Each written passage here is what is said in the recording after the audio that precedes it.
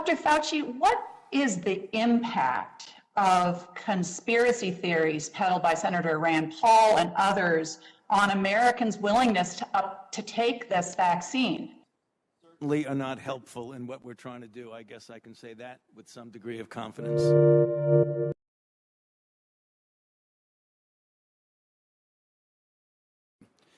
Gain-of-function research, as you know, is juicing up naturally occurring animal viruses to infect humans.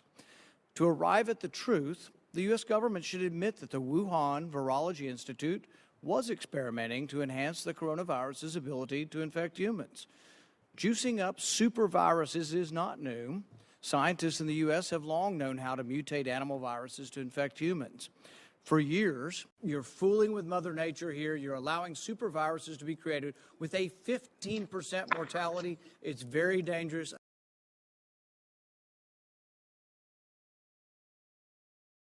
They just censor what they want when they want. And Marco Rubio says this about that. Take a listen. My whole point is there are people out there who had Facebook posts taken down, were called kooks, conspiracy theorists, for saying publicly a year ago what we now say may be possible. And I think those people deserve an apology at a minimum. Thank you. Amen.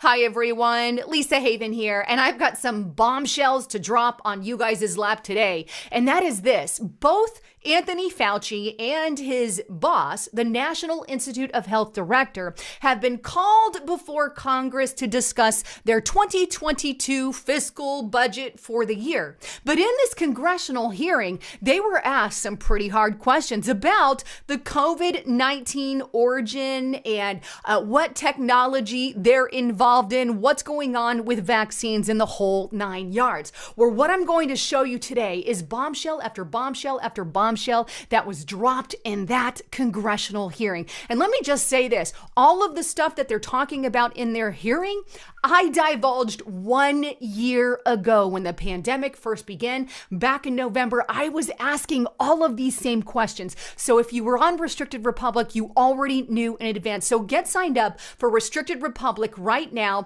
And right now you can get $20 off an entire year by using the code 20OFF, the number 20 and the word off.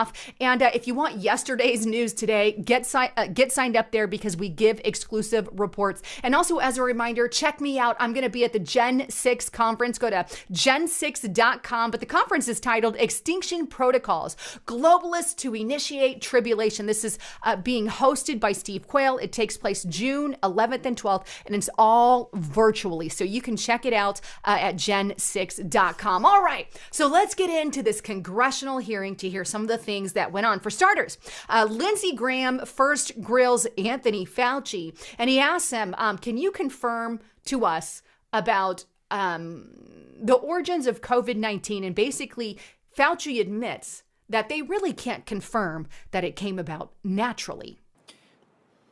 So have we found any animals that carry COVID-19 that could have been the source of the transmission to humans thus far? Thus far, not. I mean, if what you're referring to, Senator, is an intermediate host, right? We know clearly, for example, with SARS-CoV-1, that a bat virus went into a civet cat, which then transmitted it into the human population. With MERS, it was a bat to a camel to human. The intermediate host, if there is one, has not yet been found. And we've been looking for that intermediate host. Is that fair to say? That is fair to say, sir. So Fauci admits that they have not found the host to the COVID-19 virus, therefore meaning that they cannot confirm that it came about naturally, despite the fact that that's what they've told us for the past year. But I digress. Marco Rubio grills him a little more. Take a listen. SARS, we knew the host in 4 months. MERS, we knew the host in 9. We still don't know the host for COVID, even though, and China's not being transparent about it, even though they have a vested interest in producing the host, so they can put all those down. In a lab that we know is involved in changing viruses synthetically so that they become infectious for humans. In a lab that diplomats have told us is unsafe, and a country that had a history of lab leaks, And by the way, in a virus that we know can be synthetically created because the Swiss did it. The Swiss created an exact replica of this virus in the lab for purposes of answering it. All these facts were available to us last April. Why? I'll start with Dr. Fauci. Why did you dismiss the lab leak theory as credible? I have always said that the high likelihood is that this is a natural occurrence. I didn't dismiss anything. I just said it's a high likelihood that this is a natural occurrence from the environment of an animal reservoir that we have not yet identified. Well, and I still maintain that, but as I just mentioned in response to other questions, that since you don't know 100% about that, because no one knows, including me, 100% what the origin is the reason why we're in favor of further investigation. So Fauci says that he never denied that it came from a lab. Wait, I recall that he did. Take a look at this article here on the nationalgeographic.com. Fauci says no scientific evidence the coronavirus was made in a Chinese lab. Notice the date on that, May 4th, 2020. Wait now. Flip-flop Fauci. At least Marco Rubio had the balls to ask him the right questions. Hey, dude, look, back when COVID broke out, you do know that, well, China tends to lie to us. They've never really been forthcoming. We also know that the Wuhan lab was right there where the virus broke out. Maybe we should think about this, right? That's kind of obvious. And there's some pretty crazy stuff going on over there. Why then, Fauci, did you completely close it off immediately and just say it was man-made? Good question. Good question. If you're on restrictive republic, you'd already have a lot of answers to that. And now they're finally coming forward. But for years, for a very long time, I was told that I can't share this stuff on these platforms or my videos, and my videos were removed. They were taken down. They were censored. That's why I created Restrictive Republic, because they just censor what they want when they want. And Marco Rubio says this about that. Take a listen. My whole point is there are people out there who had Facebook posts taken down, were called kooks, conspiracy theorists, for saying publicly a year ago what we now say may be possible. And I think those people deserve an apology at a minimum. Thank you. Amen.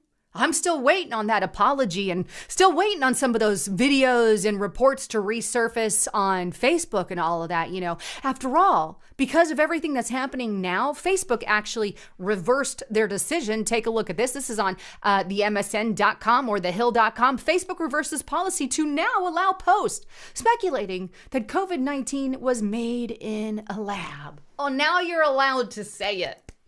Our Orwellian overlord's sarcasm is now granting us permission to say it. And I'm not sure what's going to happen with this video, but all I'm doing is playing clips of senators, so I guess we'll find out if this one gets removed or not. But to make matters or take them a little further, somebody has to start asking Fauci, you know, like Marco Rubio did, why didn't you bring this up as a viable option a long time ago, right? Why wasn't it brought up then? Well, it's a good question. Why did y'all spike the prior administration's investigation into the origins of the coronavirus and whether it could have come out of the Wuhan lab? Sir, we did not spike anything in the prior administration. I'm not sure what you mean by spike, but we have no influence. The State Department spiked the prior administration's study. But that has nothing to do with the National Institutes of Health. So they didn't consult with y'all? They did not. Did they consult with you, Dr. Collins? I read about it in the press this morning. Doc? No. They just spiked it without talking to their experts? You don't want to answer that one, do you? I just read about it. Thank you, Madam Chair. No answer to that, of course. Oh, no.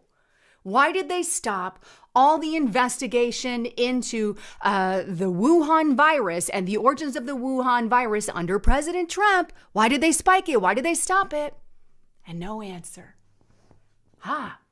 They hated President Trump from the get-go, and we all know that. Now, here's another clip I want to show you of John Kennedy. It's a little bit of a longer clip, but here he asked Well, Anthony Fauci about, the money, right? Something, again, I spoke about on Restricted Republic, but this particular money, right? We all know now, it's evident that National Institute of Health sent money to Wuhan Institute of Virology. Maybe that's why they halted all the studies in the past or stopped Trump's administration from looking into it. I don't know, but maybe now they might, or it's kind of been up and down on if they will or not, but I digress. He asked them about the money being sent to the Wuhan lab, and here's the answer to that. Dr. Fauci, I believe you have testified that you didn't give any money to the Wuhan lab to conduct gain-of-function research. Is that right? That is correct. How do you know they didn't lie to you? Excuse me, sir? How do you know they didn't lie to you and use the money for gain-of-function research anyway? Well, we've seen the results of the experiments that were done and that were published, and that the viruses that they studied are on public databases now. So none of that was gain of function. So how do you know they didn't do the research and not put it on their website? there's no way of guaranteeing that, but in our experience with grantees, including Chinese grantees, which we've had interactions with for a very long period of time, they're very competent, trustworthy scientists. I'm not talking about anything else in China. I'm talking about the scientists, that you would expect that they would abide by the conditions of the grant, which they've done for the years that we've had interactions. So you don't think the Chinese would lie to you? Well, when you say the Chinese are a rather broad group. I know the scientists that we've dealt with have been trustworthy. Mm-hmm. You think all the scientists have told the truth in terms of the origin of the Wuhan virus and not been influenced by the Communist Party of China, do you? I don't have enough insight into the Communist Party in China to know the interactions between them and the scientists, sir. Right. You didn't give money to the Wuhan lab to do gain-of-function research. That is correct. And you believe they didn't do gain-of-function research because they told you they didn't. We've seen the results of the studies that they conducted, sir. Here's what I'm getting at. You gave them money and you said, don't do gain-of-function research. Correct. And they said, we won't. Correct. And you have no way of knowing whether they did or not, except you trust them. Is that right? Well, we generally always trust the grantee to do what they say, and you look at the results. Have you ever had a grantee lie to you? I cannot guarantee that a grantee has not lied to us, because you never know. Yeah. So Fauci trusts the Communist Party scientists, and hopefully those scientists were not told what to do or forced what to do by the Communist Chinese Party, who is often known for doing that. And he doesn't know for sure if he's been lied to or not about whether or not the money he sent went to the gain-of-function research, which at least he admits the money went there, which we all know a long time ago on Restricted Republic, by the way, but I digress. It's interesting, isn't it? Not only that, right? I've got one last clip that I want to show you. And it's not having anything to do with COVID-19, but it has to do with vaccines in general, right? Here's what Anthony Fauci's boss had to say. Take a listen. We're also now running this effort to vaccinate people against methamphetamine. I know that sounds odd, but you could immunize against that compound in a way that it would no longer provide anybody much of a benefit if they decided to use it anyway. We're doing that for heroin and fentanyl, and we're doing it for meth. But and excuse me for interrupting, does that work if people have already been users? It will. So basically getting your immune system to make an antibody so that in the future, if you encounter that drug, it can't get to your brain because the antibodies grab onto it. So now they're creating technology to vaccinate you against meth and heroin and these drugs? Wait, what? Yeah, and he explains it in a way that it creates antibodies that stop it from getting to your brain. How on earth? What kind of technology would they use? mRNA-style technology like they did with COVID?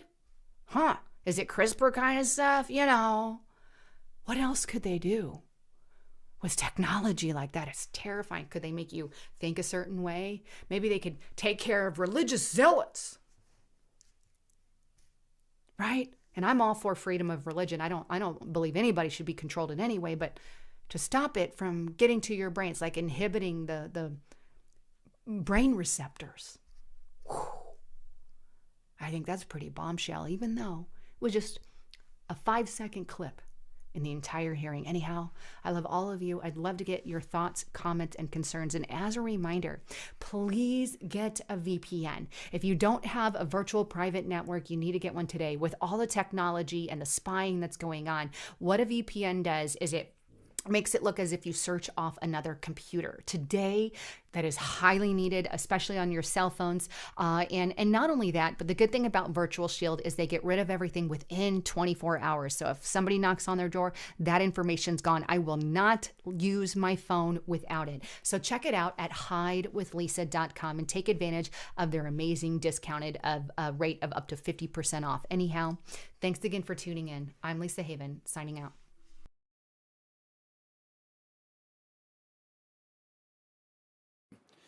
Gain-of-function research, as you know, is juicing up naturally occurring animal viruses to infect humans. To arrive at the truth, the U.S. government should admit that the Wuhan Virology Institute was experimenting to enhance the coronavirus's ability to infect humans. Juicing up superviruses is not new. Scientists in the U.S. have long known how to mutate animal viruses to infect humans. For years, Dr. Ralph Barak, a virologist in the U.S., has been collaborating with Dr. Shi Zhengli of the Wuhan Virology Institute, sharing his discoveries about how to create superviruses. This gain-of-function research has been funded by the NIH. The collaboration between the U.S. and the Wuhan Virology Institute continues. Doctors Barak and Shi worked together to insert bat virus spike protein into the backbone of the deadly SARS virus, and then use this man-made supervirus to infect human airway cells. Think about that for a moment. The SARS virus had a 15% mortality. We're fighting a pandemic that has about a 1% mortality. Can you imagine if a SARS virus that's been juiced up and had viral proteins added to it, to the spike protein, if that were released accidentally? Dr. Fauci, do you still support funding of the NIH funding of the lab in Wuhan? Senator Paul, with all due respect, you are entirely and completely incorrect that the NIH has not ever and does not now fund gain-of-function research in the Wuhan Institute Do they fund of Dr. Virology. Barak?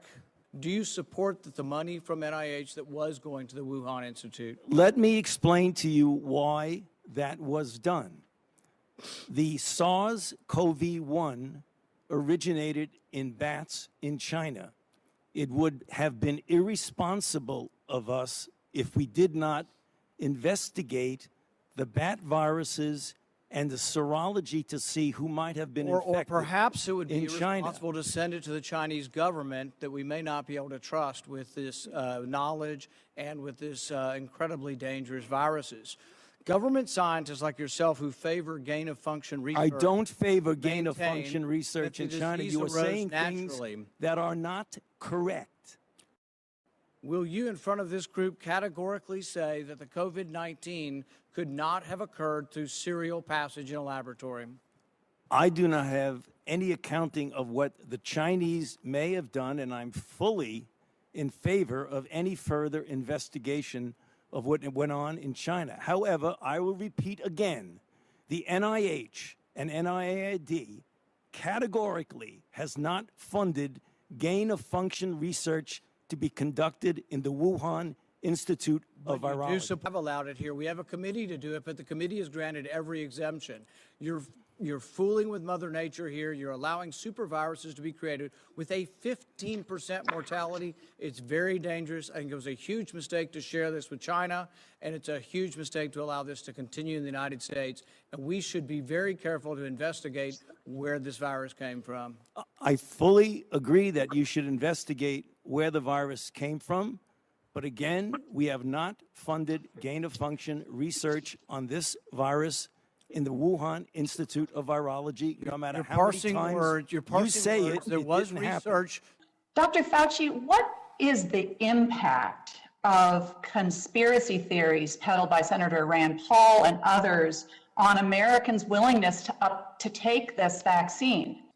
Certainly are not helpful in what we're trying to do. I guess I can say that with some degree of confidence.